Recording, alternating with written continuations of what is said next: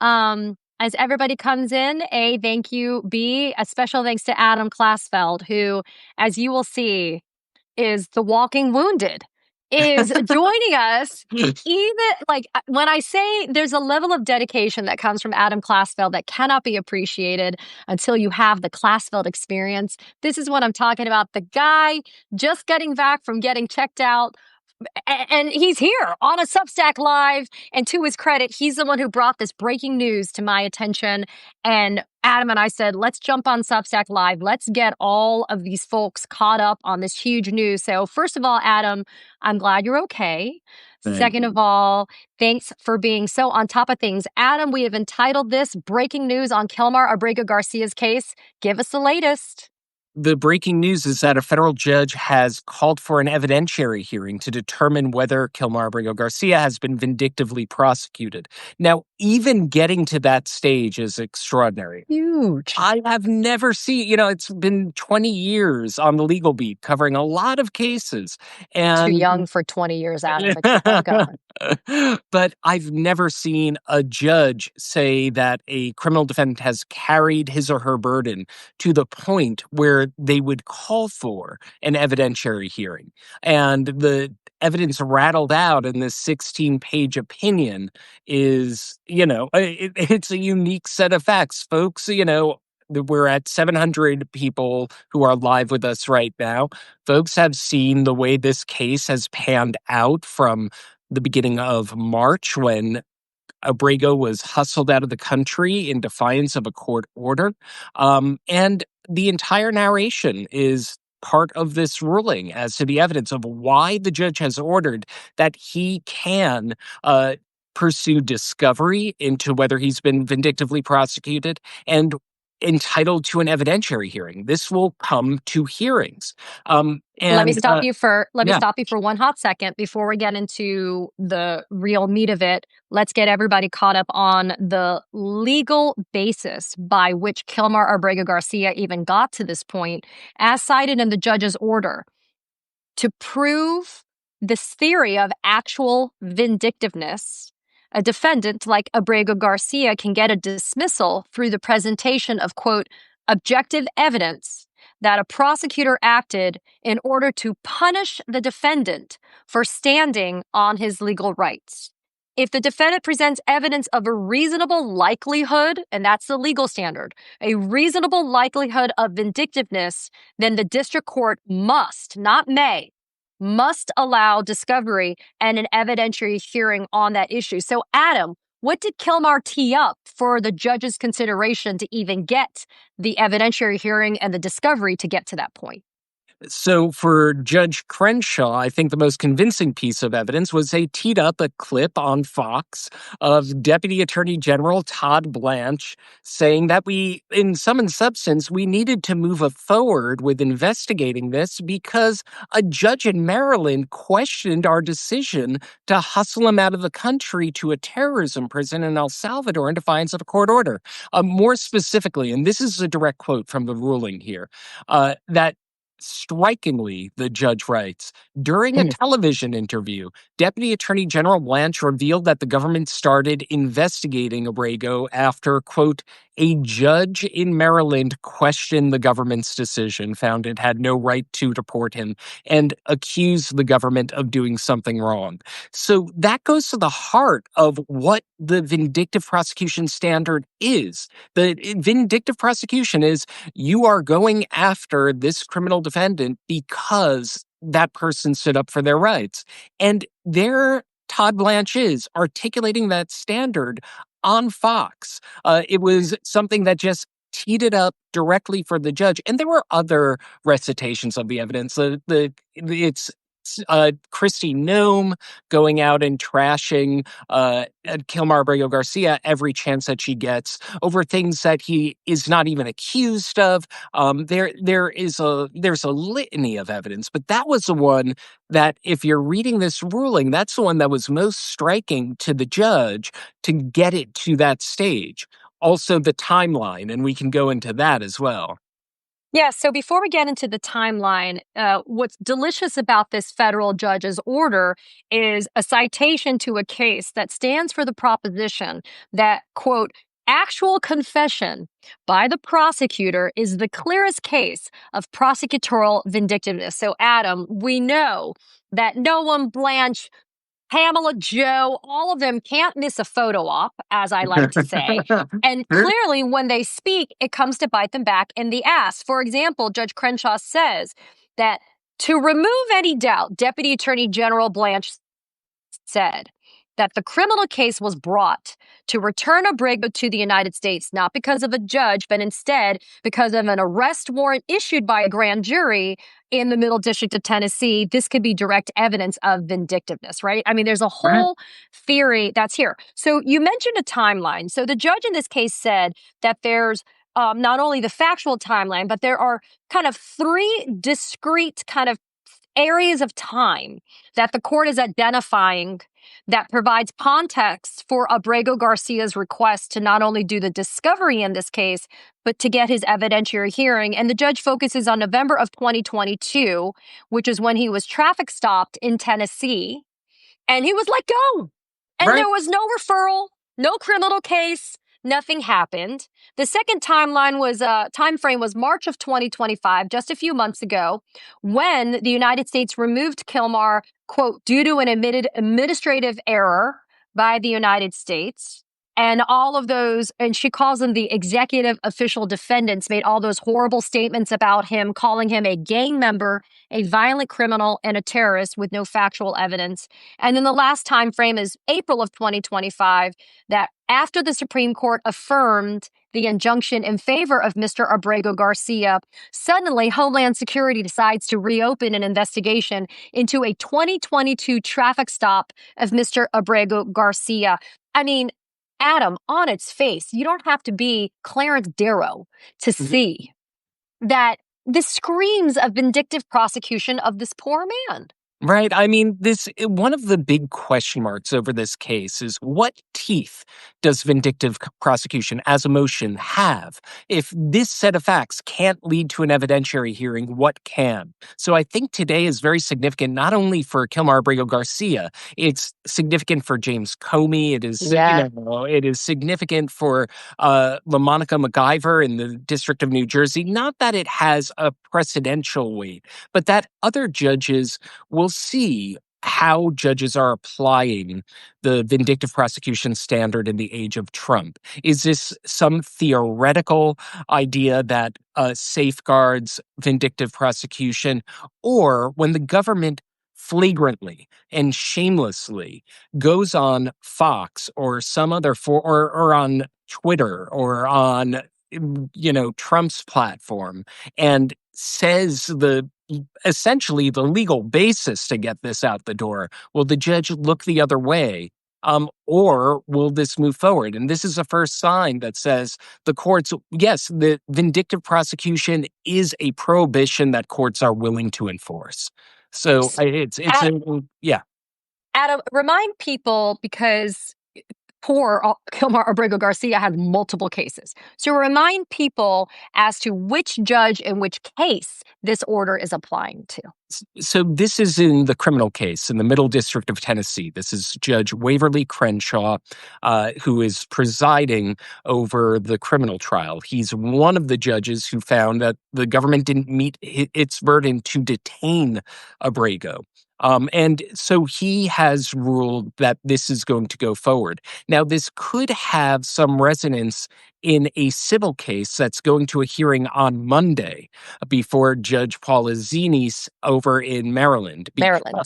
Yes, because right now, Abrego, after being in criminal detention, released from criminal detention, was put in immigration detention. And the government is trying to deport him right now to Eswatini, which, trivia fact, is the last absolute monarchy in the African continent, and has publicly stated that they had never heard anything directly from the U.S. government saying that they were going to send Abrego there, and anyone that the U.S. government sends there pursuant to their more than $1 million contract with the United States, is going to be repatriated to the home country. So here's where things stand in Maryland, because the government is what Abrego's legal team is saying there in that habeas corpus case is the government does not have the legal right to send him to. If they send him to Eswatini will send him back to El Salvador, and that's what is known as a chain deportation. It would be trying to sidestep the very prohibition that the government is facing. So when the Trump government sent Abrego to El Salvador, they had violated a court order. They're arguing that this violates a court order, and therefore Abrego should be released from immigration detention because they don't have a real plan to send him out of the country right now. So they're fighting a battle on two fronts. One, they are trying to fight against this criminal case in Nashville, which, for all the muddying of the waters that Kristi Noem and others are doing, he's charged with smuggling, not trafficking. They always say trafficking. The difference between that is the 2-decade sentence that Ghislaine Maxwell has versus the average sentence for smuggling is about 1 year in the Middle District of Tennessee. So they are trying to fight against those smuggling charges or that result from that 2022 traffic stop, which, as you said, Katie, he was let out without even a speeding ticket. And it recently came to light in court papers that this was investigated by Homeland Security. That 2022 traffic stop, they found nothing, despite a full 2022 investigation by Homeland Security itself. And we can talk about the weaknesses of the case that have emerged in the pretrial proceedings already. But what this is basically coming down to is a significant legal victory in the criminal case. And we'll see on Monday where things stand in the civil case, where the request that's on the table right now is whether he can be released from immigration detention as well. Yeah, so let's unpack that for people because admittedly, it's a lot of moving parts, right? So if everybody will recall, Kilmar Abrego Garcia kind of was a juggernaut coming into the top of the public discourse after he was illegally sent to CCOT, that horrific torture prison in El Salvador, in violation of an immigration order. Now, remember, Abrego Garcia went through the immigration system. A judge at the conclusion of a hearing determined that because he would face the risk of harm, violence, death, and persecution if he got sent back to El Salvador, that he wasn't supposed to be sent back to El Salvador. We find out that a DOJ lawyer says it was an accident, an administrative error to have Kilmar Abrego Garcia sent to CCOT. What's happened to that lawyer, Adam, at DOJ who made that confession to the court?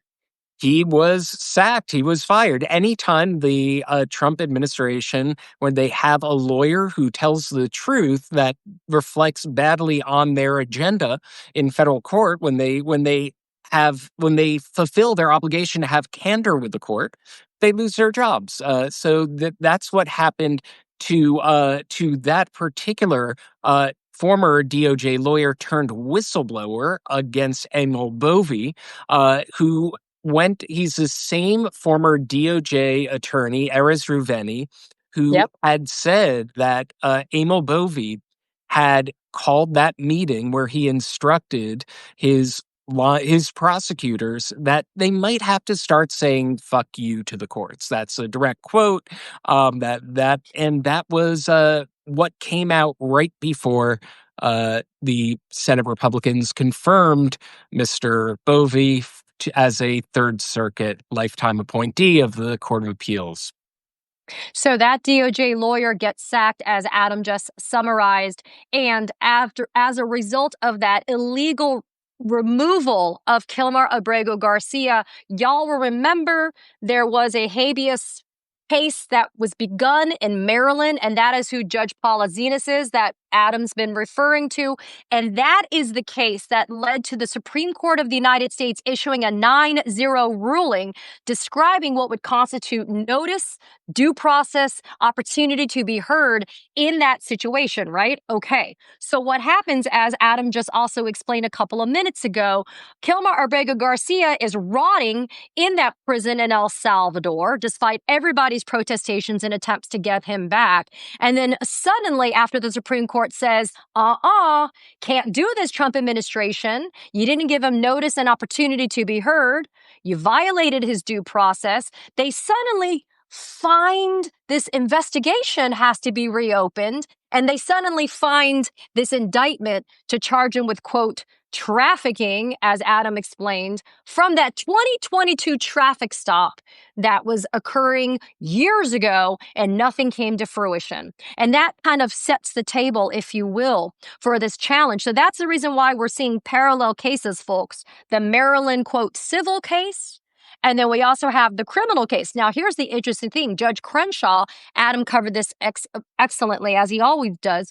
Judge Crenshaw, despite the government saying you must keep Abrego Garcia in federal detention while his criminal case is pending, Judge Crenshaw, independently, upon motion by the lawyers for Abrego Garcia, found that Mr. Abrego Garcia, despite the government claiming he's a member of Tren de Aragua and is some horrible gang person, this federal judge says, nope, I don't find him to be a danger to the community. I'm going to let him out of custody while he's pending his criminal case to go to trial.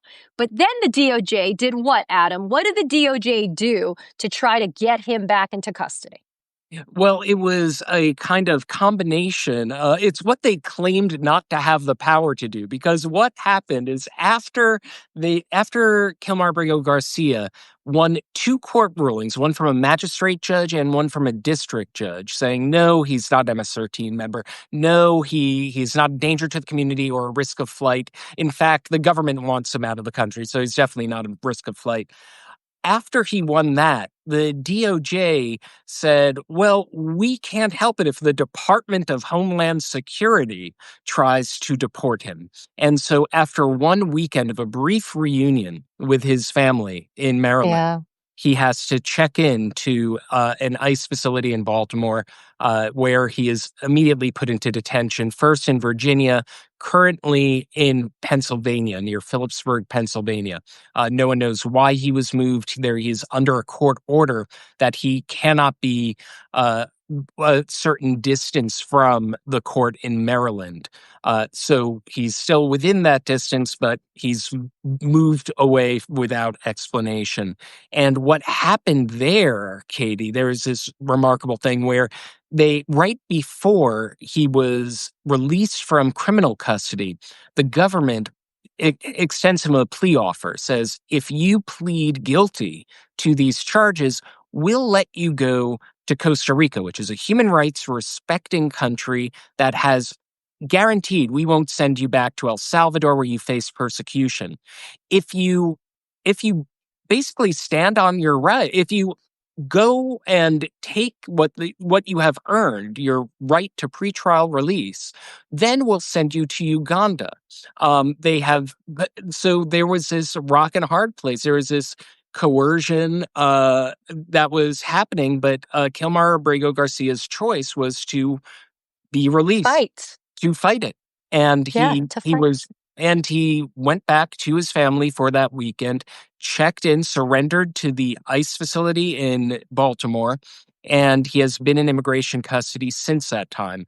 The government has dropped its ambition to send him to Uganda. Now it is aiming for Eswatini, the last absolute monarchy on the African continent. You know, folks, as you guys hear this recitation of the facts, I want to emphasize Adam is telling you the facts. This is not spin.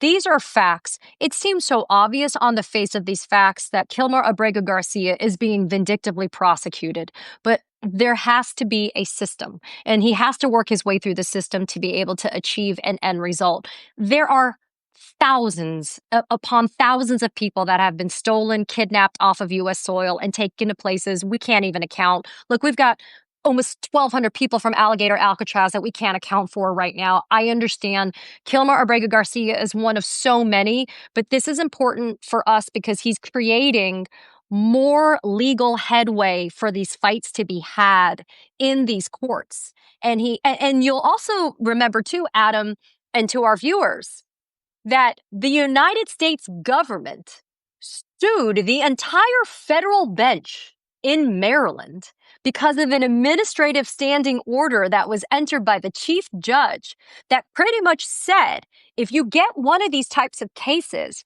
the Trump DOJ can't try to end run people's due process. So you cannot just summarily have these people sent away. So the Trump administration sues the entire freaking federal bench in Maryland, which includes Judge Paula Zenas. And what happened to that, Adam, when they tried to do that? It gets thrown out. And it's funny, I've always said when it came to that lawsuit, I remember when, I was cutting my teeth as a reporter in a federal court, and you'd sometimes come across some crazy pro se filings where people, sue everyone under the sun and all the judges and all of, it read like that sort of complaint. So everyone knew that it was going to crash and burn, this particular federal lawsuit against the entire district. But who the hell sues all of the freaking judges? And the crazy thing was like, hey, judge, you need to decide about me suing you. It was just kind of crazy and wackadoo. I mean, eventually all those judges recused themselves, right? But I mean, at the end of the day, it ends up getting kicked out. So, Adam, the conclusion of this order is the following. For now, the court will grant Abrego's request for discovery, which I love. We all love discovery, right, people? And an evidentiary hearing. The parties must meet and confer on the proper narrow scope of discovery. So, people, before we get super, super excited, it's still great news, but it's going to be narrow discovery. Consistent with this memorandum opinion, as the parties work together to define the parameters, the court believes that a letter that was sent by Abrego to the government is a good place to start. And this order, it says an appropriate order will enter. I mean, Adam, talk about, though, what this discovery could look like, even in a narrowed sense. So we know that the most compelling piece of evidence, it appeared from this ruling, involved Todd Blanche. So I'm going to be very interested to see how much they can look into Todd Blanche's role in this. And remember, I said a little bit earlier, there's another pending vindictive prosecution motion filed by Congresswoman LaMonica MacGyver in New Jersey. And in her motion, she notes that now remember, her prosecution resulted from the visit that she and the Newark mayor, Ross Baraka, and other congressional representatives paid to an immigration detention center called Delaney Hall. In what that she gleaned during discovery, she gleaned a body cam video showing someone saying, per the order of the Deputy Attorney General. So we can Todd Blanche. Exactly. So we could have two cases where vindictive prosecutions tied directly to Trump's former lawyer, who's the number 2 in the Justice Department, and discovery and evidentiary hearings could be ordered. So that's what's happening. And I bet you if you got discovery in that James Comey indictment, I bet you $1 million. Todd Blanche's fingerprints are all over that Lindsay Halligan shit. I bet you $1 million. Right. I mean, this is a, the judge ordered an evidentiary hearing and discovery. And I know that for a lot of folks who are watching this, that might seem incremental, but it's huge. This means that a criminal defendant can look into the origins of their case to see if the government has specifically and vindictively targeted them. And it could go to some of the highest officials at the DOJ. This is an extraordinarily rare ruling, and that it is not isolated. There could be this could be the beginning of multiple rulings like it, because there are other pending motions of this nature, and certainly more coming. You mentioned Jim Comey. He's going to court for his arraignment late next week. We will see how his lawyers choose to litigate this, but I would not be in the least bit surprised if they pursue a vindictive prosecution motion. I mean, how could they not on this set of facts? Everything we know about the pushing out of Eric Siebert, the installing of Lindsay Halligan, and the existence of the memo where career prosecutors said there's not a case here. That's a case that's crying out for for a motion like this. So I think that, yes, this is a very significant event in the case of Kilmar Abrego Garcia, but I think it's just the beginning.